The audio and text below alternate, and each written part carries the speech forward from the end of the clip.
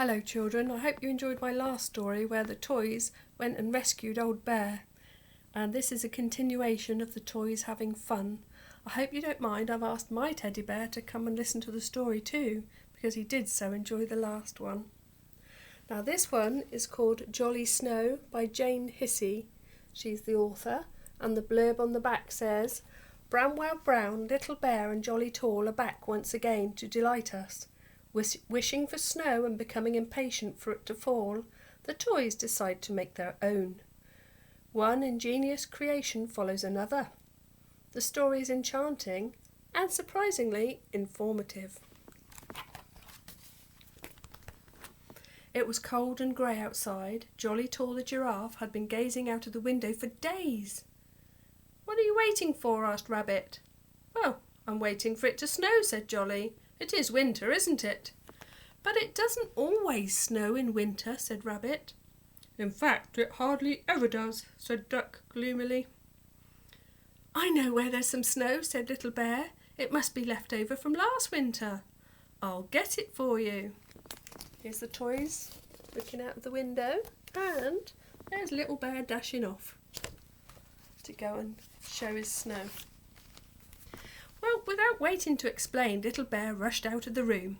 In a moment he was back again carrying a large glass bubble. Inside the bubble they could see a little house and a tree covered in a layer of white tiny snowflakes. "Is that all that snow does?" asked Jolly, staring into the bubble. "Does it just lie around making things look whiter than usual?" "Of course not," said Little Bear. "That wouldn't be any fun. You can make it into balls and throw it." "Or slide on it," said Zebra. "And jump into heaps of it," said Rabbit. "And make footprints." "You can build things too with it," said Duck. "Goodness," said Jolly. "Whew, there doesn't look enough of it for that." Holding the glass bubble tightly, Little Bear jumped up and down. A flurry of snowflakes leapt from the tiny house and tree and rushed around inside the glass. "Look at it now," he squeaked. "There's still not enough to make a snowball," said Jolly. "And anyway, you can't get it out," said Duck. "Wait a minute," said Zebra. "I know where there's lots of snow." Here's the picture of the little bear jumping up and down and making snow inside the glass dome.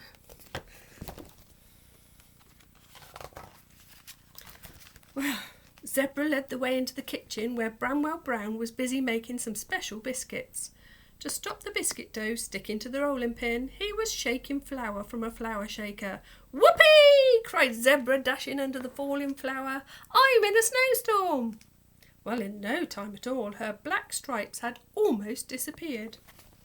There's Bramwell making the biscuits, and then there's Zebra with her stripes all disappeared. Rabbit tried to gather up a pawful of the flour. "It's not very good for snowballs," he said. "It doesn't stick together."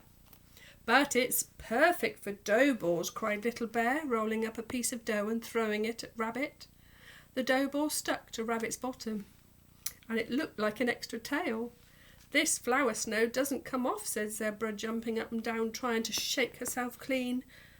"I think you're going to need a bath," said Bramwell. Here's the picture of Rabbit. See if you can spot his extra tail.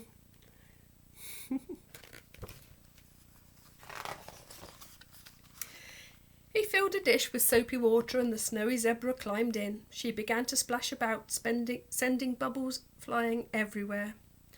"It's still not coming off," she grumbled. "It just gets stickier and stickier." "Flour and water make a sort of glue," said Duck. "You'll probably have to stay white forever." "No, you won't," said Bramwell kindly. "We'll get you clean." All the scrubbing and splashing made even more bubbles. "Snow bubbles!" cried Little Bear, jumping about, popping them with his paws. "Hurry up, Zebra. We want to use your bath as a snow machine." There they are.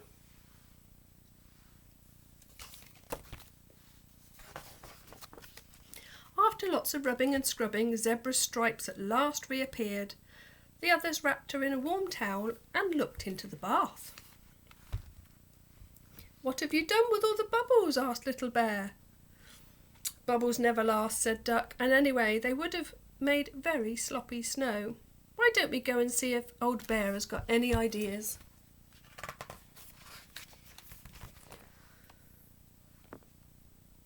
Old Bear was in the dining room cutting out paper decorations.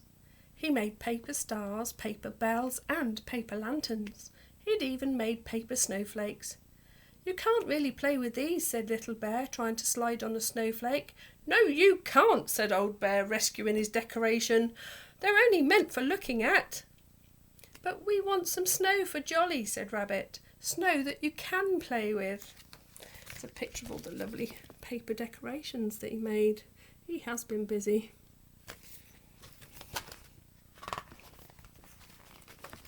"What about these?" said Old Bear, scattering a blizzard of paper pieces in the air. "Oh, lovely," said Rabbit. "And nice and slippery too," said Little Bear, taking a run at a heap of them and skidding along on his bottom. "What we need is a sledge," said Rabbit, "or Little Bear will wear out his trousers." He fetched a cardboard box and Bramwell cut away the sides. Duck tied a string to the front and they pulled it along to test it. This is Old Bear throwing the bits of paper in the air to make his version of snow. What do you think? Quite good? Now, if we had a slope, said Rabbit, we could whiz down it in the sledge. "I don't think I could," said Jolly. "I wouldn't fit in it." "Never mind," said Bramwell. "You can help me with the slope." Bramwell Brown disappeared into the bedroom and came back pulling a large white sheet. He gave a corner to Jolly. "Now," said Bramwell, "when the others climb on, you lift up your end and they should slide all the way down." Rabbit and Little Bear pushed the sledge onto the sheet and climbed in. "There's only room for two," said Rabbit. "Don't worry," said Zebra. "I'll slide down on my tummy." As soon as they were ready, Little Bear called out to Jolly, "1, 2, 3, go!" So here they are with the sledge and the sheet, preparing to slide down. Let's see what happens. Well, Jolly and Bramwell lifted their end of the sheet, but nothing happened.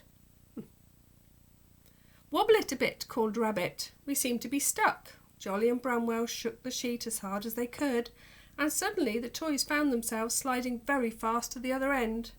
"Look out," cried Little Bear as the sledge whizzed off the sheet, across the room, and crashed into the wall on the other side. Look, whizzing from the top, across the room, into the wall on the other side.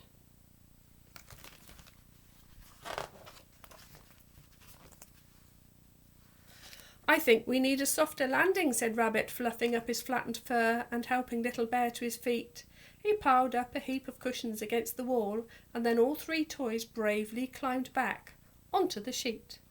"Ready, steady, go!" they called to Jolly. Up went the sheet, down went the toys, straight into the heap of cushions. As they landed, clouds of feathers puffed out of a little hole in one of the cushions and filled the room. There's a picture of feathers, look. "Look, it's feather snow," cried Little Bear, making the hole bigger with his paw and jumping on the cushion to make more feathers escape. Very soon all the toys were jumping in the feathers. They rolled in them, crawled through them and piled them in heaps. "Is this like snow?" asked Jolly. "Well, this is better," said Little Bear. "It doesn't melt and it doesn't make you cold." "Let's put some round the window," suggested Rabbit. "Then it will look as if real snow has settled there." He climbed up to the windowsill and began to pile feathers in each corner. When he reached the third window pane, he stopped and looked, and then looked again. "Somebody has already done this one," he called to the others. The window did have a white covering around the edges, but it was on the outside. "It isn't feathers," cried Little Bear excitedly. "It's real snow." All the toys crowded onto the sill, and they stared out of the window in amazement. "Now we can play outside," said Zebra. "Well, actually, it looks a bit deep for me," said Little Bear. "Oh, and a bit cold for me," said Old Bear. There we are. There's a picture of them all looking out the window at the real snow. I wonder if you can remember when there was real snow. I hope you enjoyed the story, and it won't be long before we can all play outside again together.